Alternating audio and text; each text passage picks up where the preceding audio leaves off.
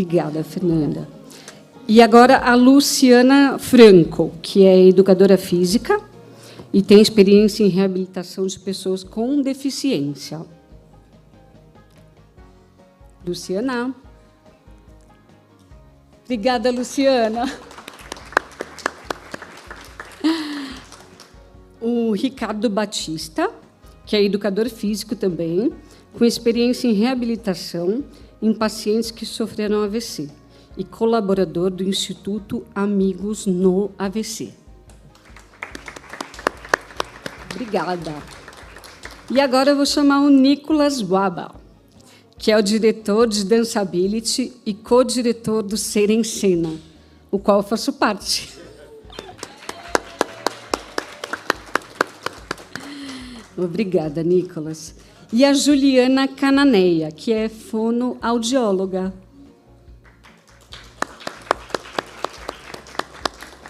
Obrigada, Juliana. E o Celso Lemes, que é professor e psicomotricista. Falei direito? Obrigada. Imagina, querida. Obrigada, Celso. Todos aqui? Ai, muito obrigada, gente. Que banca bacana. Então, agora é isso. Eu dou a palavra para vocês e agradeço.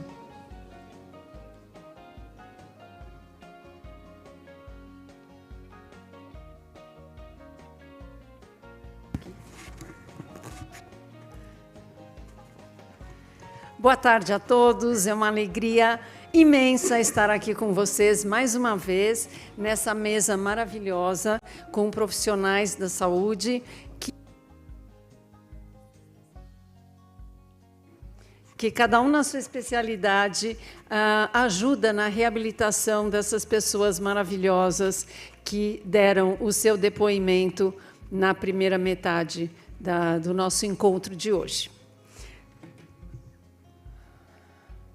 A gente fica realmente emocionado. E eu acho que até a gente conversando com essas pessoas que estão aqui, tirando fotos, revendo pessoas, que moram em outros estados, outras cidades, a gente fica pensando assim, como é bom a gente ouvir a história e o depoimento de cada uma dessas pessoas. E eu sei que tem mais gente aqui no auditório que vai participar de outras mesas, assim como a nossa amiga Aline Alencar Teó falou, outras pessoas até mais prejudicadas com afasia, darem os seus depoimentos também.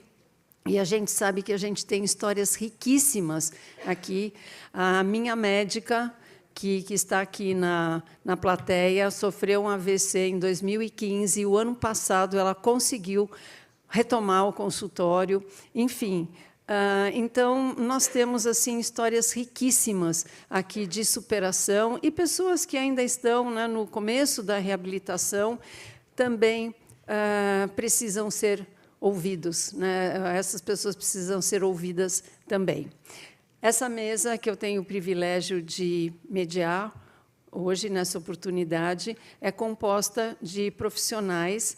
Eu vou profissionais da saúde ligadas à reabilitação especificamente de quem tem AVC e também afasia. Para quem não me conhece, eu sou fonoaudióloga, especialista em afasia já há muitos anos. Não vou dizer quantos, porque senão vou entregar a idade. E, juntamente com este rapaz que está aqui no meu lado, que eu o conheci há alguns poucos anos, ele tinha uns 3 anos, ele tinha 16 anos quando eu o conheci, E, para quem não sabe, a gente vai contar um pouquinho da nossa história. E o Celso Lemes também eu conheci nessa época, tipo 1989, Celso? Porque ele também vai contar um pouquinho como é que nós aqui, deste lado da mesa, somos da Ser em Cena, e deste lado da mesa, Luciana e Ricardo eu ainda não conheço praticamente. Luciana, minha colega fonoaudióloga, também a gente já se conhece há vários carnavais, Vários carnavais. Juliana Cananeia. Falei Luciana? Não, Luciana Juliana Cananeia. Então, eu vou começar dando a palavra. Vou começar por você, Juliana. Eu gostaria, a pergunta que eu faço para você é assim: como é que você, dentro da fonoaudiologia, se interessou pela afasia e o que você faz pela afasia atualmente? Que honra, né? Ainda mais uma pergunta vindo. Eu estou feliz porque ela é a papa, né? Papa terra da fono. E nós estamos do número, né, doutora Fernanda, do ano passado, de fonoaudiólogos para esse ano, a gente está com quase o dobro.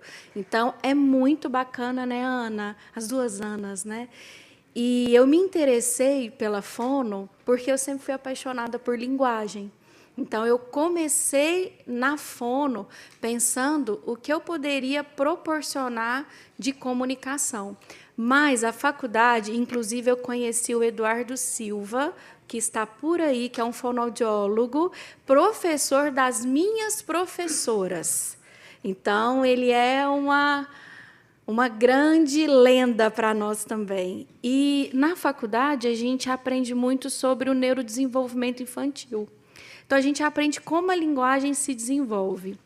Mas, de repente, doutora Fernanda, no meu último ano da faculdade, eu me deparei com o que fazer quando você tem a linguagem íntegra e, por alguma injúria neurológica, essa linguagem se perde. Foi aí que eu me apaixonei pela linguagem, de verdade. Porque uma coisa é a gente saber como eu vou ensinar uma criança sobre o mundo. Então, eu vou ensinar para ela sobre a linguagem, sobre o significado, ponto e modo articulatório, mas outra coisa é lidar com uma pessoa que está olhando para mim, que tem a sua linguagem, formulou aqui a linguagem e, de repente, isso se perdeu.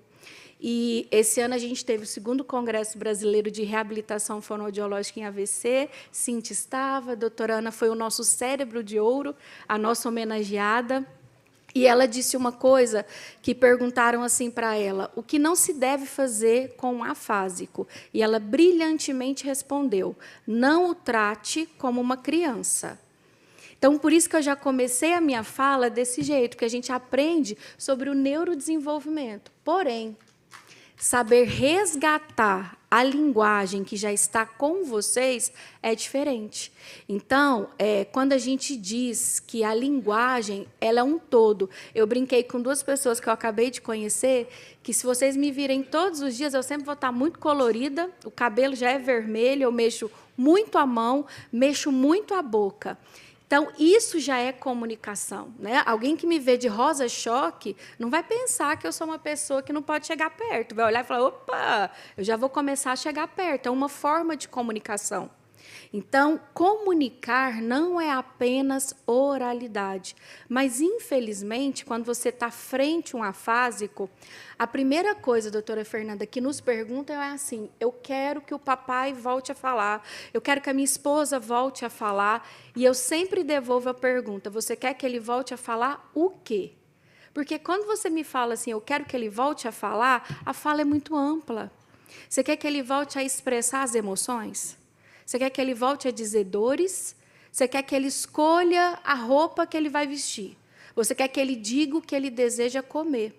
Então, partir desse ponto de que a linguagem ela é ampla, mas para alcançar o sucesso de comunicação, eu tenho uma hierarquia, porque eu aprendi lá na faculdade como a linguagem se desenvolve. Lembra da criança? A criança entende o mundo para depois expressar. O afásico, em sua maioria, está prestando atenção no mundo, tem algum tipo de percepção, cabe a nós nos organizarmos, identificarmos o tipo de percepção que esse afásico tem e organizar a saída, organizar a comunicação. Então, quando a senhora me pergunta o que você tem feito para o afásico, acho que a primeira coisa é dizer que tudo comunica. O olhar comunica, o gesto comunica, a figura comunica, expressões, a gente fala sobre automatismos, até isso é um tipo de comunicação, e, principalmente, tentar fazer com que a comunicação seja funcional e ensinar a população que o problema está agora é conosco. Se você está frente ao afásico, quem tem o problema agora para se comunicar sou eu, porque eu não tenho oralidade. Eu não consigo me expressar bem? Eu não tenho tempo, eu não tenho espera, eu não estou entendendo tudo que está acontecendo ao redor? Então, eu agora sou responsável por mediar.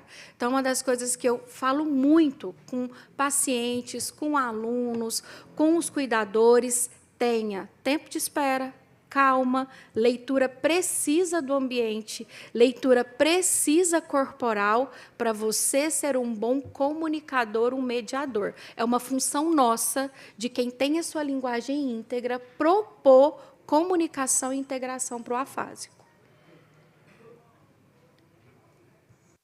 Excelente, Juliana. Muito bom. A Juliana também é especialista em reabilitação cognitiva, né? Porque as coisas todas andam juntas. Isso que você falou, Juliana, é uma coisa muito importante, é aquela tecla que eu bato desde que eu me formei. Nunca tratar o paciente afásico como criança. Nunca. Ou como se ele fosse surdo, ou como se ele fosse retardado. Né? Porque, como foi dito hoje de manhã, tem muito pouca informação. Tem gente que acha que quem não fala bem, não pensa bem. Isso não é verdade. A pessoa pensa muito bem. Só o mecanismo de saída que está comprometido. Então, assim, jamais falar alto com a pessoa, falar... Eu sei que aqui, eu costumo dizer, né, quem me conhece bastante da Serencena, diz que eu tenho uma frase que fala assim, nós estamos todos no mesmo barco. Nós estamos remando junto. Nós fonos, os nossos pacientes, a gente está remando junto, nós estamos no mesmo barco. Então, aqui, essas coisas não acontecem. Todo mundo conversa aqui com todo mundo. Eu sei que aqui tem gente que teve AVC e não é afásico, mas como a minha especialidade é afasia, né, eu puxo a brasa para a minha sardinha. Mas aqui ninguém conversa com a pessoa que tem afasia como se ela fosse, entre aspas, diferente. Não, a gente aqui... Né? Todo mundo tenta se comunicar da melhor forma possível. Mas lá fora, né, com esse desconhecimento que existe sobre a afasia, gente, e não é só no Brasil, não. Nos outros países eu realmente não sei, mas nos Estados Unidos você fala aphasia para uma pessoa de nível superior, mas de outra especialidade, o pessoal não tem noção do que seja. Então, não é só no Brasil que o pessoal não sabe, a gente faz as campanhas, né, de conscientização da afasia, e pergunta para uma pessoa, né, que está passando na Avenida Paulista, né, como a gente da Serencena costuma fazer todos os anos em junho, né, com cartazes, você sabe o que é afasia, dando panfletos e tal, e o pessoal, não, o que é isso? Agora, vocês imaginam isso há 50 anos atrás, né, quando eu me formei. Se hoje o pessoal não conhece, imagina naquela época. E outra coisa muito importante que foi comentada também hoje de manhã é a modificação da faixa etária. Quando eu me formei, é só assim uma pessoa muito idosa, uma pessoa, né, a gente, o vovozinho teve um AVC e tal, e hoje a gente sabe, né, os exemplos daqui que a gente veio, pessoa de 20 anos tendo AVC, na Serencena nós temos também pessoas, né, Gabi, pessoas com 18 anos tendo AVC. A Louise também teve na faculdade com 24 anos, que está na Serencena. Cadê a Louise? Está aí a Louise? Está ali a Louise. 24 anos com AVC. Próxima vez vocês vêm dar depoimento aqui, tá bom?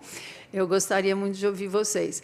E, então, a vida tem que continuar, porque naquela época o vovozinho já estava com mais de 80, a gente falava, coitado, fica em casa e espera morrer. E essa foi uma das razões pelas quais, né, o Nicolas e eu resolvemos fundar a Serencena Teatro de Afásicos para que as pessoas, né, os nossos objetivos, né, para que as pessoas tivessem um convívio social, fossem reabilitados pela arte dramática, né? Temos uma atriz aqui também, atriz que sofreu um AVC aqui na plateia. A arte dramática, eu sempre brinco e falo assim, quem é que não gosta de um palcozinho, né?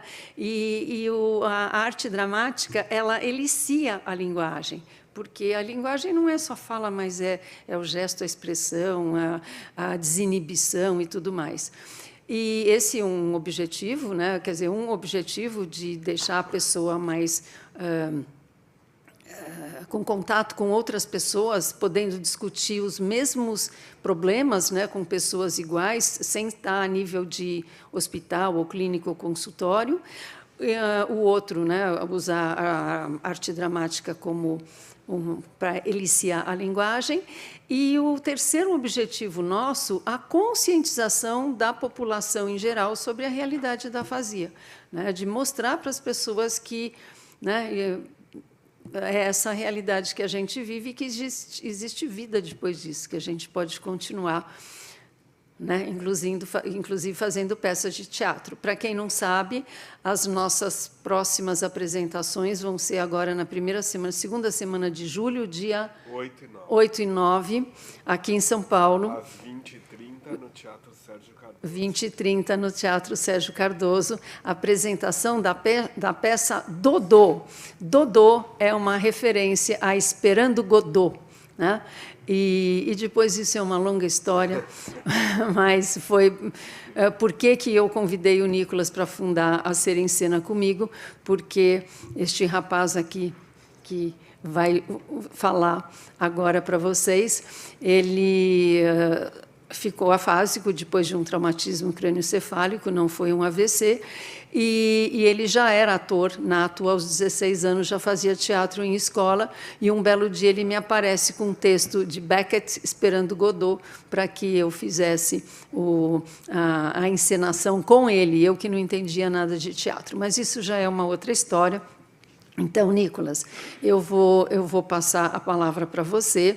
O Nicolas fazia basquete na Seleção Brasileira Infanto-Juvenil, e depois teatro amador, e depois da afasia dele, né, depois do acidente dele, ele fez várias formações de clown, de mímica, e hoje ele é diretor... também. Eu ia falar isso agora, diretor de Danceability e co-diretor da Ser em Cena. Então, Nicolas, é você agora. Então, é uma coisa muito engraçada, né? Com 8 anos, eu fui fazer uma viagem com meu pai, minha mãe e meu irmão, lá em Nova York. Fomos para o MoMA, e meu pai virou e falou: escolhe qualquer quadro para você, e aí eu vou comprar para vocês. Eu fiz um quadro muito interessante de um palhaço com jornal, olhando desse jeito, com boné e tal. Desde 8 anos falaram: olha, você vai ser clown, mas não sabe. O que eu planejava fazer na minha vida era jogar basquete. Mas meu acidente, quando eu tive um acidente, eu tinha 16 anos. Mesmo dia que terminei o 2º colegial, legal, passei para o 3º colegial, mas o acidente foi muito grave. Saí do hospital sem falar absolutamente nada, com traqueostomia operada no cérebro, que me causou afasia. Na traqueia, não respirava direito, então fez traqueostomia no braço e na cara. E aí eu tive que fazer fonoaudiologia, fisioterapia, e uma coisa muito legal que eu fiz com o Celso foi psicomotricidade. E, além disso, o que me atraía muito era o teatro. E eu encontrei um grupo chamado Atília, do Hélio Braga, que era o diretor, e ele era diretor de teatro e era pedagogo. E eu entrei lá e eu falava muito mal. E eu falava parecendo ser um bêbado. Ele virou e falou: olha, já tem um papel para você, que já estou fazendo agora, chamado Marinho Marinheiro. Você vai ser o Gilson, o marinheiro bêbado. O cara, pronto, o cara já encontrou o papel para mim. Fiz um monte de coisas lá, fiz Plute Fantasminha. E aí, ele sempre entregava uma peça em julho, e a gente tinha que decorar essa peça para apresentar em novembro, dezembro a peça. Eu escolhi a peça O Burguês Fidalgo, do Beckett. Do Molière. E ele falou: ó, você vai ser o Cleonte que se apaixona pela filha. Ele me deu o papel, eu falei: meu, como eu vou conseguir decorar isso? Entreguei para ele: Hélio, muito obrigado por me dar esse papel, mas eu não vou ser capaz de decorar. Ele falou: você não só vai ser capaz de decorar, como você vai ficar surpreso no final. Eu consegui decorar e fiquei surpreso no final da apresentação. Tentei fazer um monte de coisa, nada me atraía. Aí eu comecei a ter aula de clown. Tive com um maestro Sigfrido Aguilar Trindade, que é um mexicano que dá clown. Fui 2 vezes para lá. Fui uma vez para os Estados Unidos com Avner de Centre, que é um cara muito bom de de clown, palhaço. E aqui em São Paulo eu também fiz aulas com a Cristiane Quito, com o Márcio Balas. E aí, uma outra coisa que me interessou foi mímica. Eu fiz com o Liz Lois, que é um grande professor de mímica, fiz com ele vários anos esse trabalho. E eu queria fazer mais coisas. E aí foi ter Danceability com a Lito Alessi. Eu tinha cursos com ele quando ele vinha para o Brasil, que ele é americano. Ele dava um curso de 1 mês, de 1 semana, eu tinha um curso com ele e tal, legal. Aí ele resolveu dar um curso ensinando você a ser professor de Danceability. Aí eu tive o curso com ele e foi muito interessante para mim. Desculpa de tossir. Bom, as coisas do teatro é uma coisa muito legal para os afásicos. Me ajudou muito na minha recuperação e é uma coisa muito atraente aos atores, atrizes, entrarem em palco e nascer em cena. São várias pessoas que tiveram, a maioria tiveram acidente vascular cerebral, mas tem a dificuldade que cada um tem. Por exemplo, um cara não consegue falar circo, por exemplo, e aí ele dá um ponto para o cara falar circo. Ele, pô, legal. Esse cara que apolisou ele a falar circo, ele não lembra ontem. E esse afásico que ele falou circo, fala para ele, é ontem, ontem. Então é uma coisa muito interessante, nosso grupo da Ser em Cena. A abertura, então, só um segundo, né? A abertura da Ser em Cena, então, a gente abriu em 2002, no consultório da Fernanda. A gente tinha bolado uma aula, ia dar um pouquinho de fono, um negócio de teatro, tudo, a gente imaginando que havia um monte de pessoas. E sabe quantas pessoas vieram? Uma. Eu falei, olha, não vamos ficar tristes, pelo menos uma pessoa veio, né? E a gente fez a primeira peça, Reconstruindo a Palavra, que era 8 pessoas. E eu entrava também, mas 8, e tinha o Cássio, que era síndrome de Down. Era 8 A gente adotou um rapaz com síndrome de Down e ele ajudava. Eram 8 pessoas no Teatro Bibi Ferreira. E quando o meu consultório começou a ficar pequeno, porque começou a juntar gente, né? Um falava para o outro, fonos começaram a indicar, a Ser em Cena para o pessoal, nós começamos a bater na porta de outros lugares, tipo o Sesc, assim, a gente tinha uma sala emprestada Sesc Vila no Sesc Nova, Vila né? Nova. Consolação. Até que uma vez a gente conseguiu, durante 1 ano ou 2, 1 ano e meio, mais ou menos, o Teatro Bibi Ferreira para ensaios. Mas, enfim, é uma história longa, senão a gente vai só ficar falando da Ser em Cena. Mas, depois, aquilo foi institucionalizado, né? Hoje é uma OCIP, né, de Organização Social de Civil de Interesse Público. Obrigada, isso mesmo, de interesse público, né, não é uma ONG, é uma OCIP, e está aberta a todo mundo, para quem está aqui, quem está aqui e não conhece, é só falar com a gente. A pessoa precisa ter afasia, né, para participar, porque é um teatro de afásicos. Mas, enfim, então, o Nicolas estava falando, né, do curso de mímica que ele fez, mas ele nasceu mímico, porque antes dele fazer o curso, quando ele fazia terapia comigo, ele fez terapia comigo 3 anos e meio ininterruptos, assim, segunda, terça, quarta, quinta, sexta, todos os dias, durante 3 anos e meio, né, ele não aguentava mais olhar para mim. E ele já era um mímico nato, porque ele ficava me imitando. Ele me imitava, ele subia a escada, assim, me imitando e fazendo as caras e bocas e tudo mais. Então, eu sabia que ali tinha uma promessa. E, hoje em dia, então, ele praticamente toca a Ser em Cena, né? Eu tenho um dos grupos, tem muita gente aqui, o grupo de sexta-feira, e, enfim, mas, então, essa é a nossa história na reabilitação. Eu continuo atendendo afasia e a menina dos meus olhos é a Ser em Cena, E para quem não é de São Paulo, isso é uma coisa importante de falar, porque às vezes tem gente que não sabe. Ficou um grupo remanescente do tempo da pandemia, que na época da pandemia, imagina, ninguém podia, né? Ser em Cena fechou, como tudo fechou. Então, nós tivemos um grupo online e nós até fizemos, a Elisa, que é a diretora de teatro, junto com o Nicolas, conseguiram fazer assim a façanha de uma peça de teatro online. Né, que, olha, com 65 pessoas, né?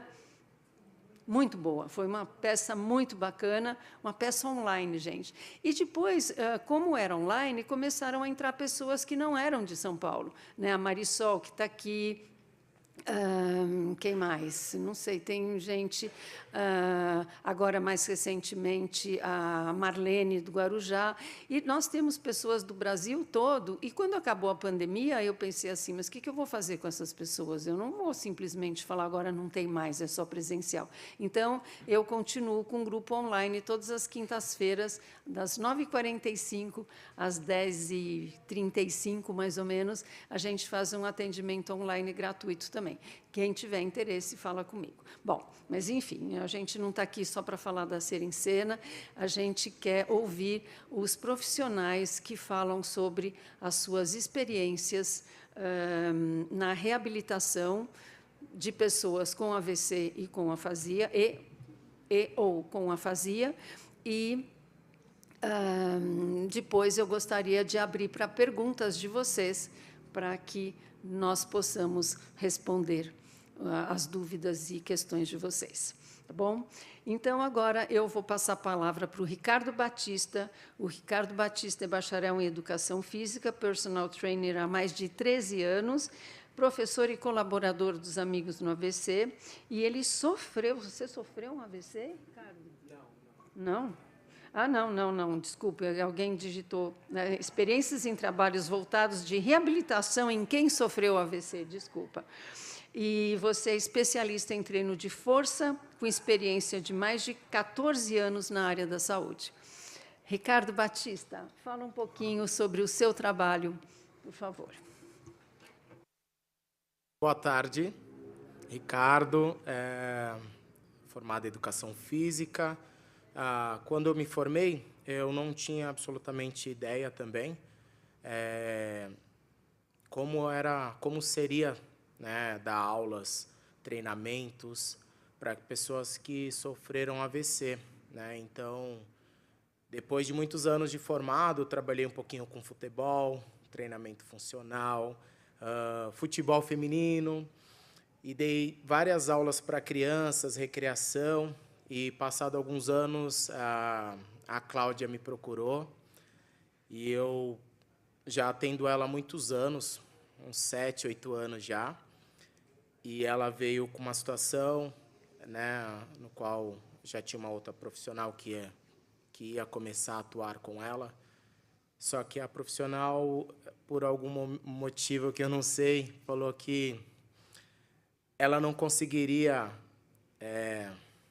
ter uma marcha legal, não conseguiria cortar uma cebola, não conseguiria fazer várias coisas que eu acho que a gente não tem esse poder de falar que uma pessoa vai conseguir ou não, né? Isso aí, acho que a gente tem que trabalhar e sempre manter ali as coisas de uma maneira positiva, né? Então, ela me procurou e, como eu não tinha muita experiência, eu fui atrás de algumas informações, de alguns especialistas para tentar, de alguma forma, viabilizar aí os exercícios, adaptar algumas coisas, principalmente que era na casa dela, né? A gente não tinha uma academia, então eu levei uma academia para a casa dela com elásticos, pezinhos, e a gente começou como formiguinha, do zero, acreditando muito aí no trabalho, de que ela poderia ter uma melhor qualidade de vida, e se ela ia voltar a andar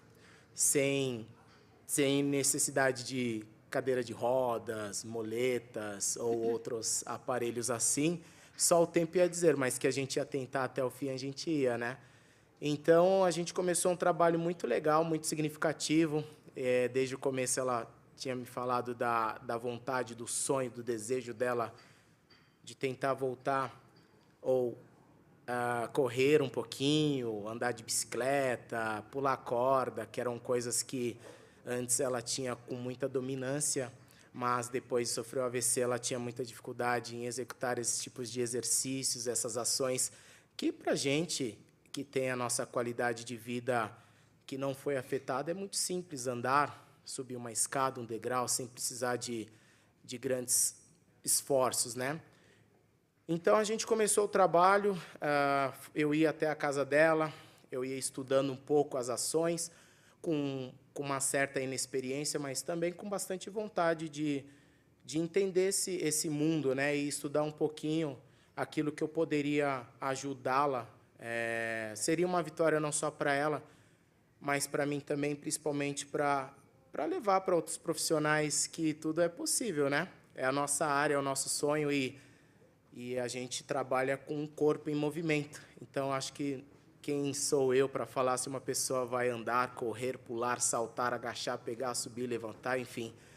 Então, a gente começou os trabalhos, ela vinha até o portão me receber, mancava bem, puxava bastante da perninha, vinha com muita alegria. Eu acho que sempre eu falei para a Cláudia que o que mais motivou eu estar lá era a vontade dela, porque partia muito dela, né? Eu era simplesmente um instrumento de trabalho que estava ali para tentar proporcionar alguma coisa para ela, desafios.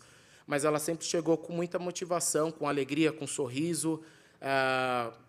Tudo que eu fazia de exercícios, de força, de equilíbrio, de resistência, nenhum dos exercícios ela falava que não sei, talvez. Ela sempre falava que vou tentar. Mesmo que ela caísse no chão ali de bumbum, ela ia tentar. Então, a gente fez esses trabalhos, ela foi melhorando suas capacidades físicas, motoras, foi melhorando seu equilíbrio, foi ganhando uma certa resistência. O médico falou que ela teria que ganhar mais ou menos 70% de força, né, que tinha o lado não dominante dela estava bem afetado em relação aos músculos, né? Então, a gente começou a focar um pouco mais nisso, em relação a esse trabalho de ganho de massa muscular, porque é a base, né, do corpo humano. Então, quando sofre o AVC, a gente sabe que os movimentos eles ficam muito restritos. Então, a gente começou a trabalhar bastante, a Cláudia começou a ter uma melhora na sua marcha, começou a fazer coisas interessantes, começou a cortar a sua cebola, que para a gente é normal, mas é um ato simples ali que a gente faz até sem pensar, mas para as pessoas que não têm essa dominância após AVC é bem complicado. Depois começou a amarrar o próprio cadarço, que também é um ato muito legal, muito significativo. Começou a pegar o metrô, começou a escrever. Escreveu uma carta para mim, foi muito lindo, emocionante, de agradecimento por ela. A gente fica emocionado mesmo sendo profissional, né? Por ela estar conseguindo fazer essas ações. E passado algum tempo eu vi que de alguma forma a gente poderia contribuir mais. Eu acho que aquilo ali ainda na minha parte era pouco, aquela contribuição. Então ela sempre tinha um desejo da gente agregar isso para mais pessoas, para mostrar, para motivar, para incentivar, que a gente sabe a parte não só física, mas mental também de quem sofre o AVC, ela fica muito afetada, né? A gente não fica com autoestima legal. Então, a gente começou a colocar nas redes sociais os exercícios, dancinha, ela começou a dançar, começou a levar alegria também para as pessoas e motivar mais pessoas. Então, hoje, a gente tem um trabalho legal, né? Tá com essa criação do Instituto, para que a gente tenha essa ideia de trazer mais pessoas próximas da gente. E eu, como educador físico, me coloco aqui à disposição de qualquer pessoa para tirar qualquer dúvida, não só aqui, mas depois tem meu Instagram, se vocês quiserem, eu posso gravar vídeos passando, né, a individualidade de cada um, em qual fase vocês estão, do que pode ser feito de exercício. Não tem uma academia, eu não tenho... Você tem seu corpo, e se você tiver vontade, eu posso ajudá-lo a gravar algum vídeo, mostrar algum exercício que vocês podem melhorar as capacidades de andar, de pegar algum objeto, de escrever, de apertar alguma coisa. Então, esse é o meu principal papel. E, passado muitos anos depois, a gente viu que talvez a outra profissional, que eu não sei nem o nome, estava super enganada que as pessoas podem sim, devem fazer aquilo que elas têm como sonho, como propósito, mesmo sofrendo um AVC, as pessoas podem andar, pular, correr. E a Claudinha corre bastante, viu? Agora ela já corre na rua dela, faz caminhada, pega o metrô. Só não dirige, que ela é muito ruim no volante, né? O maridão está ali para confirmar. Então é isso, gente. Estou aqui disponível para vocês. Se vocês tiverem qualquer dúvida, estou aqui para ajudá-los com exercícios, qualquer dúvida relacionada a treino de força, musculação, equilíbrio, condicionamento físico, podem contar comigo, tá bom? Boa tarde.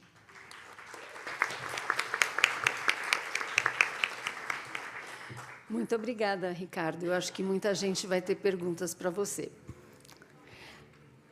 Agora, eu vou pedir para o Celso Lemes se apresentar. Eu vou dizer que ele é psicomotricista e mediador PEI, e eu vou deixar para ele contar como que ele nos conheceu.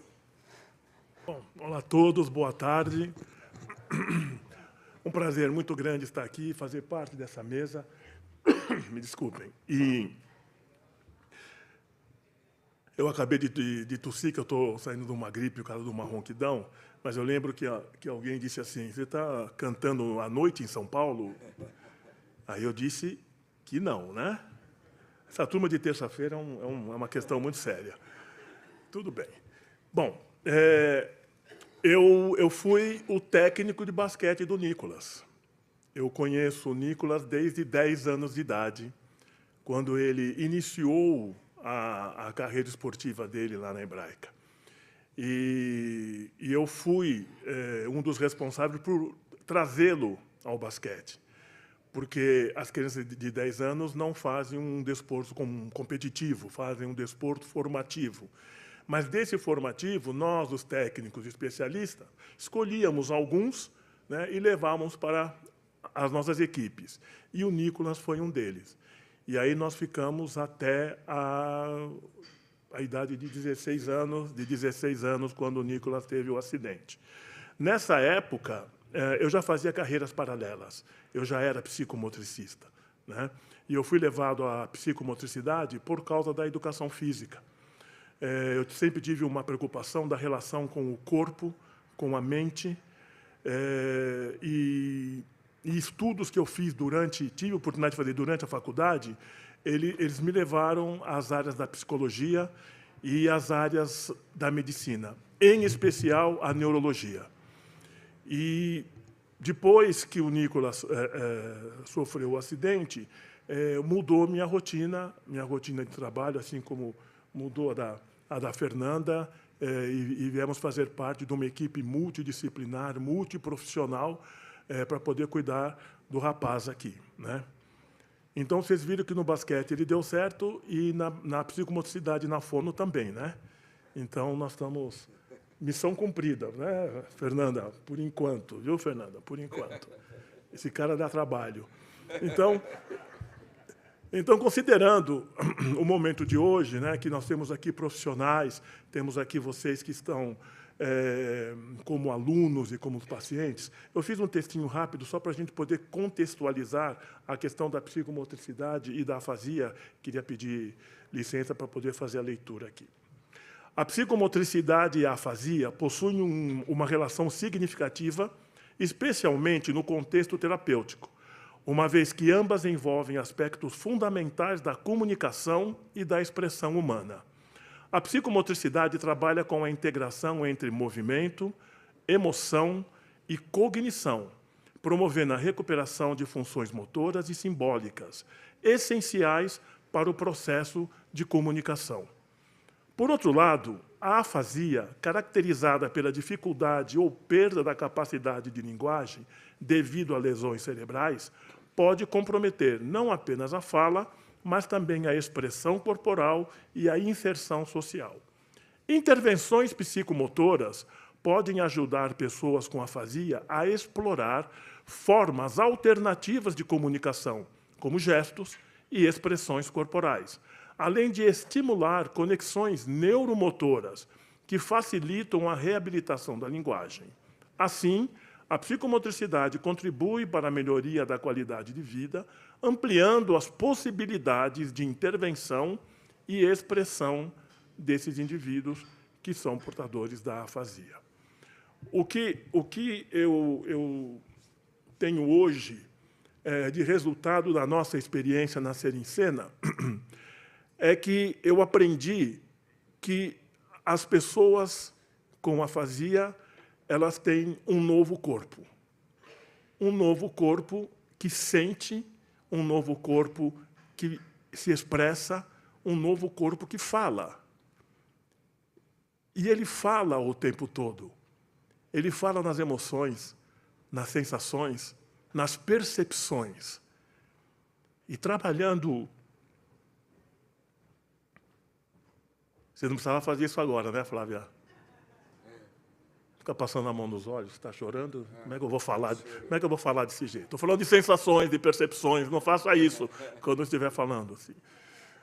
E aí, o que vem acontecendo é que, considerando toda a origem da vida, né, e fundamentada principalmente nos fatores neuromotores, né, nos psicomotores e nos socioculturais, o que eu aprendi nesse tempo todo é que todas essas funções de base do nosso desenvolvimento, a equilibração,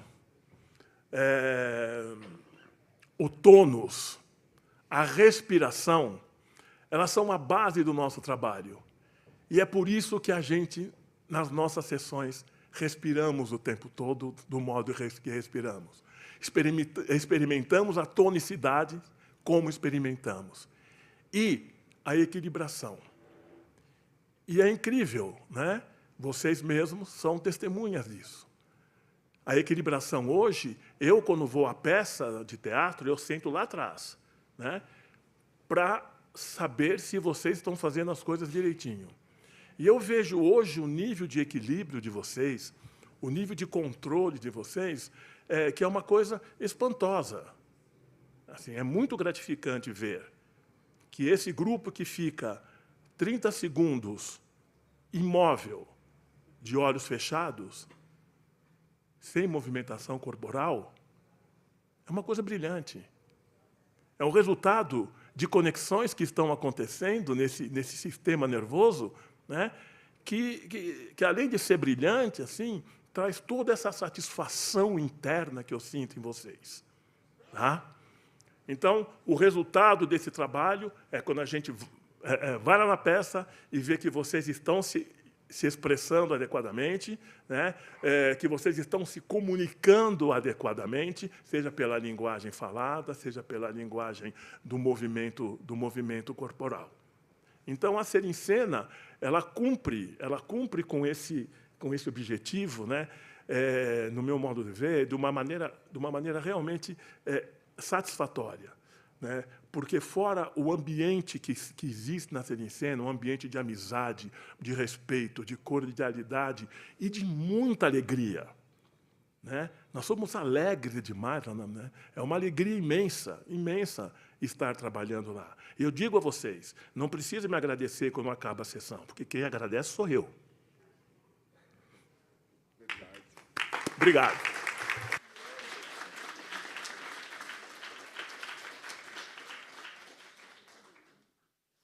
Muito obrigada, Celso. Acho que muita gente aqui é testemunha do seu trabalho, né? Então, para quem não sabe, além da fono, além da reabilitação cognitiva, na Ser em Cena nós temos psicomotricidade, temos também dançability, que o Nicolas vai apresentar, aula de clown e musicalização. Tudo isso dentro da Ser em Cena, que não tinha no começo. Agora eu vou passar a palavra para a Luciana de Franco. Ela é também formada em Educação Física há 20 anos e tem experiência em reabilitação de pessoas com deficiência física, com idosos, com doenças crônicas, e ela atuou na atenção secundária e terciária do SUS, ambulatórios e hospitais privados, e tem experiências em cuidados paliativos. Com você, Luciana. Obrigada. Boa tarde a todos. Queria agradecer muito a oportunidade de estar aqui nessa mesa, agradecer as meninas do Instituto pela oportunidade também. E para falar um pouquinho de como eu comecei, né? Então, eu me formei em Educação Física com aquela ideia de trabalhar com saúde.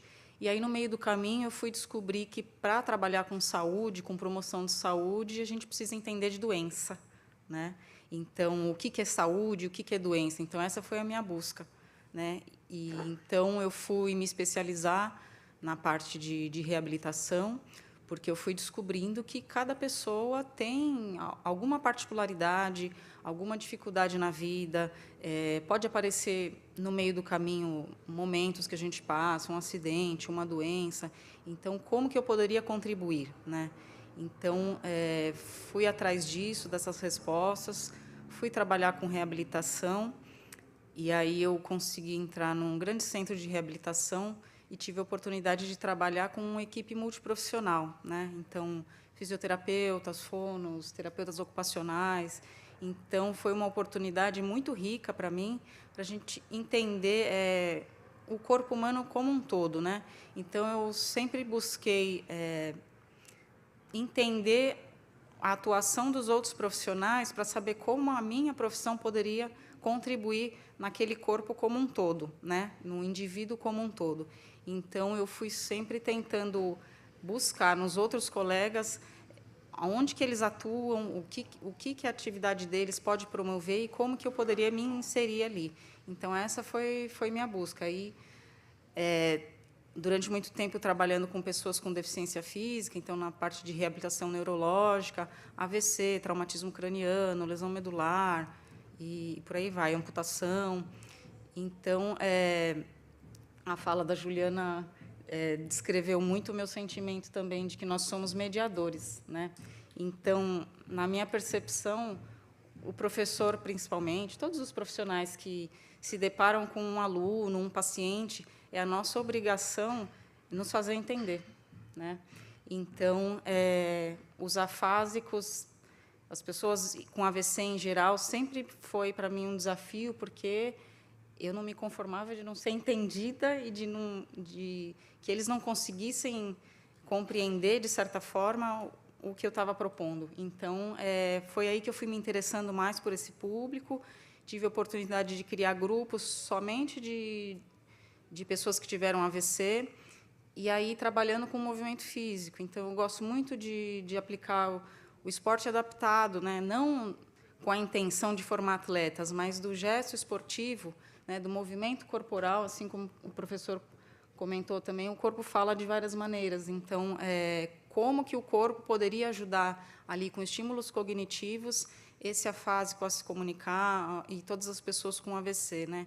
Então, a minha busca foi muito isso de me fazer entender e não aceitar que aquela pessoa não conseguisse. Eu fui atrás, ia sempre tentando adaptar de uma forma que a pessoa consiga participar, mesmo que com o mínimo de movimento possível, né, com o mínimo de compreensão possível, né?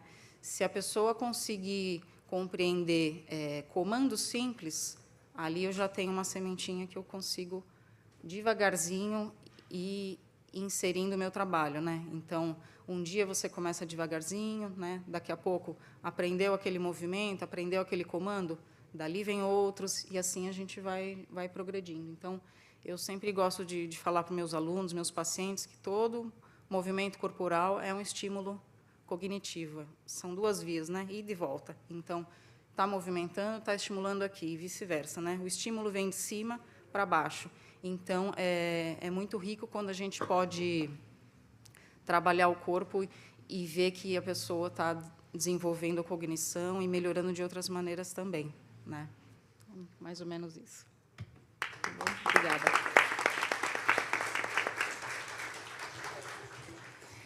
Eu sei que o nosso tempo é curto. Quanto tempo eu tenho ainda? Ela está lá? Bom, então a gente vai... Mas dá para abrir para 3 perguntas, se as pessoas aqui quiserem. É que, antes das perguntas, eu queria pedir para que uma das pessoas da mesa, né, o Ricardo já contou, né, eu ia perguntar um caso de alguém que tivesse impactado bastante a vida na reabilitação. O Ricardo contou, né, como foi até o início, né, da reabilitação física da Cláudia. E alguém mais da mesa gostaria de contar um caso específico, né, obviamente sem citar o nome da pessoa, mas assim um caso marcante que tenha impactado a vida de vocês? Juliana? Eu tenho. Assim que eu saí da faculdade, eu entrei para a residência no hospital. E no hospital a gente pega todos os tipos de casos. Então, são casos que mexem com você. Só que, quando você é um recém-formado, você acha que tudo o que tem no livro vai ser exatamente o que você encontra na clínica, né, ao atender o paciente. Então, a gente sempre fazia discussões de caso, eram todos, né, os médicos, a equipe como um todo, tinha fisioterapeuta, TO, a nutrição, a fono, discutindo o mesmo caso. E era um paciente que todo mundo que chegava perto dele, eles respondiam assim, falavam assim, esse paciente fica parecendo que ele está dando birra, porque tudo o que a gente tenta fazer com ele, ele nos empurra, e ele agora está tentando morder. E aí, muito jovem, que eu formei bem nova, eu não me esqueço que aí eu pedi a palavra e eu disse assim, alguém já parou para pensar que não é birra e que ele está tentando simplesmente dizer que ele não quer? Que ele não quer que vocês toquem, que ele não quer que você troque, talvez, ele agora, que ele não quer que você tire ele da cama e coloque na cadeira. E eu era assim, a mais jovem que estava ali. Eu lembro que todo mundo me olhou e o médico ficou parado, falou assim, alguém pensou nisso? Ele é muito sério, esse médico. Alguém pensou nisso? Aí todo mundo ficou parado me olhando. E eu lembro que, depois disso, eu ganhei um apelido dentro do hospital, Juju Afasia. Porque tudo lá eu começava. Vocês já pararam para pensar o que ele está pensando? Você já se colocou no lugar? Então, assim, quando a doutora Fernanda fala, alguém tem um caso que impactou, para mim, foi o que mais me impactou. Eu acho que isso me fez, hoje, ter um olhar muito diferente quando eu estou vendo qualquer tipo de paciente. Eu falo não só o afásico, porque eu comentei com algumas fonos que estão aqui, nós somos da área neurofuncional. Então, a gente atende Parkinson, Alzheimer, todos os tipos de demência, porque eu atendo adultos. Então, eu acho que, depois disso, quando eu vejo um paciente, ou eu escuto um familiar, né, dizer algo que ele não está querendo fazer, que ele não faz, que ele parece birra, minha primeira reação, e eu acho que, se eu puder deixar essa mensagem para vocês, é sempre perguntar assim, você já parou para pensar se ele realmente quer? Será que ele quer que você faça isso com ele? Então, seria isso, assim, porque a comunicação, acho que eu vou falar isso sempre, porque a bandeira que eu mais levanto, comunicação não é apenas fala. Eu reencontrei algumas pessoas aqui que eu vi o ano passado com uma forma de comunicação e que hoje veio conversar comigo, que eu nem me contive. Eu falei assim, olha a diferença sua em um ano. E que, às vezes, se eu perguntasse para essas pessoas o ano passado, sabe o que ela queria muito? Oralidade, fala. Então, a gente tem que levantar essa bandeira, já que nós estamos falando tanto de afasia, e se colocar no lugar do outro. Por isso que eu disse que a comunicação é de responsabilidade de quem está ali mais pronto para comunicar. Mas não quer dizer que o outro não esteja em um momento próximo de comunicar. Sempre a gente tem que pensar nisso.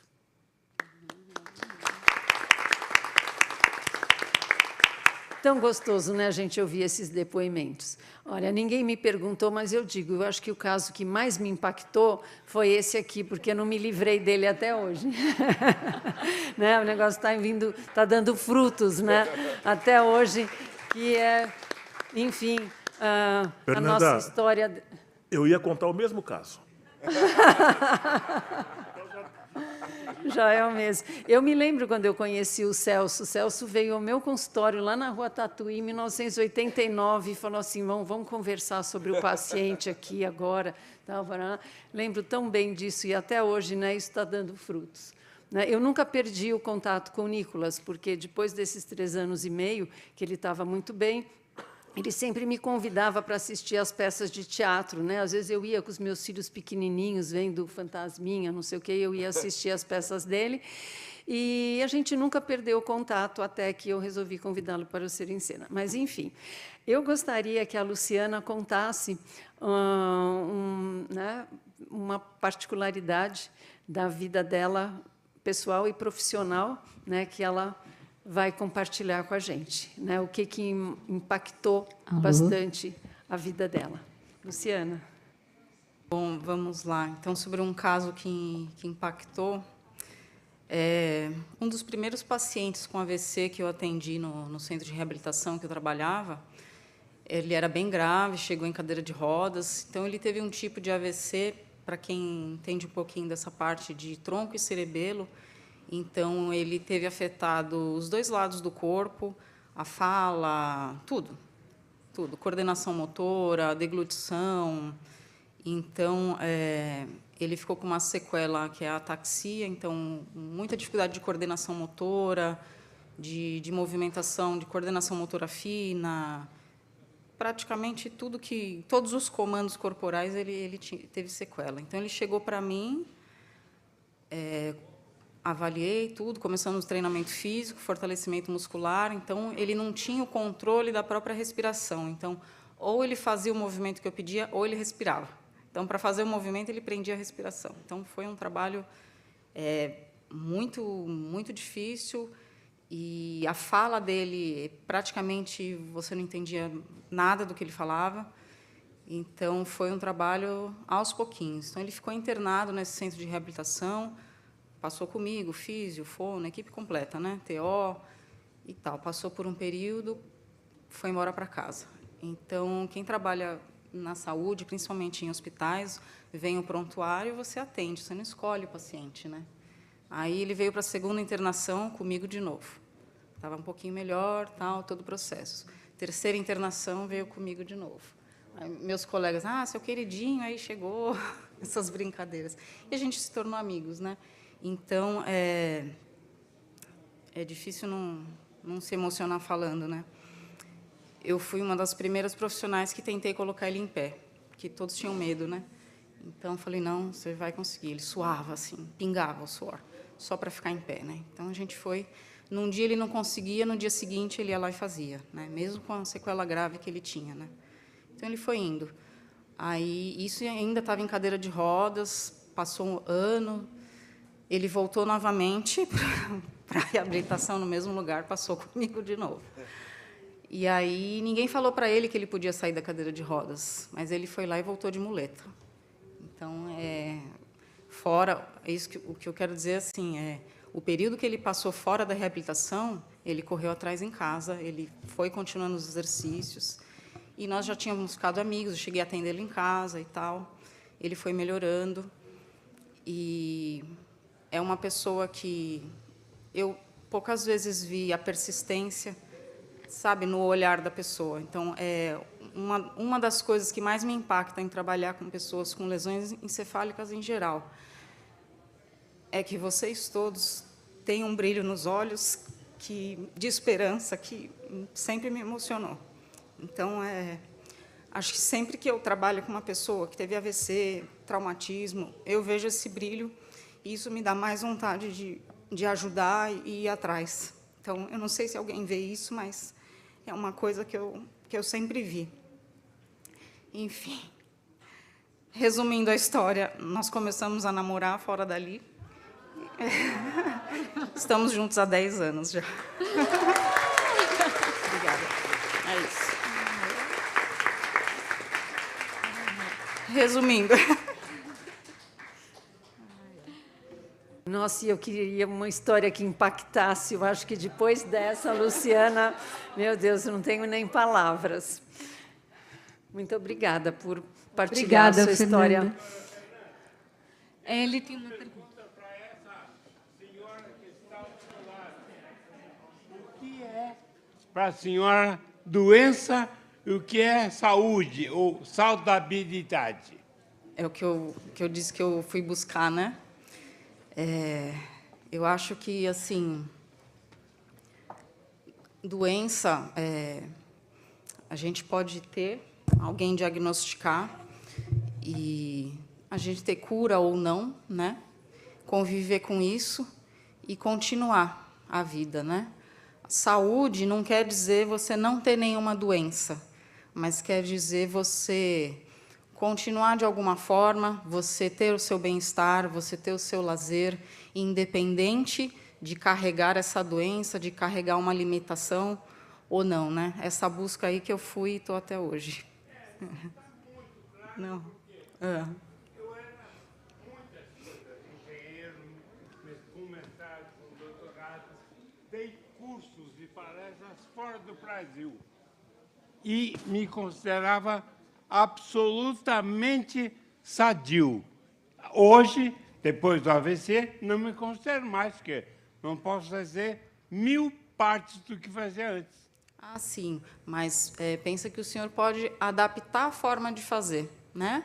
E ter saúde não significa não ter nenhuma doença. Por exemplo, uma pressão alta é uma doença que muitas vezes não tem cura, a maioria das vezes não tem cura, mas não quer dizer que você vai levar uma vida condenada ou algo assim, né? Você pode ter a sua saúde, o seu bem-estar, apesar de precisar tomar medicações e ter seus cuidados, né? Então, a saúde pode vir, sim, junto com outras questões. Respondi, mais ou menos? Tá bom. Obrigada. Mais alguém quer fazer pergunta? Não? Aproveita agora, eles vão responder. Eu acho que só mais uma, né, Cláudia? Eu sei que o nosso tempo já estourou. Exato. Alguém quer perguntar alguém para esses belos profissionais aqui da mesa? Se tiver Não? mais alguém com Não? alguma pergunta. Não? Bom, então, Alguém levantou a mão e eu não enxerguei? Não. Então, tá bom. Então, mais uma vez, agradeço essa oportunidade e a esses belos componentes da mesa por trazerem as suas experiências e os seus depoimentos. Muito obrigada.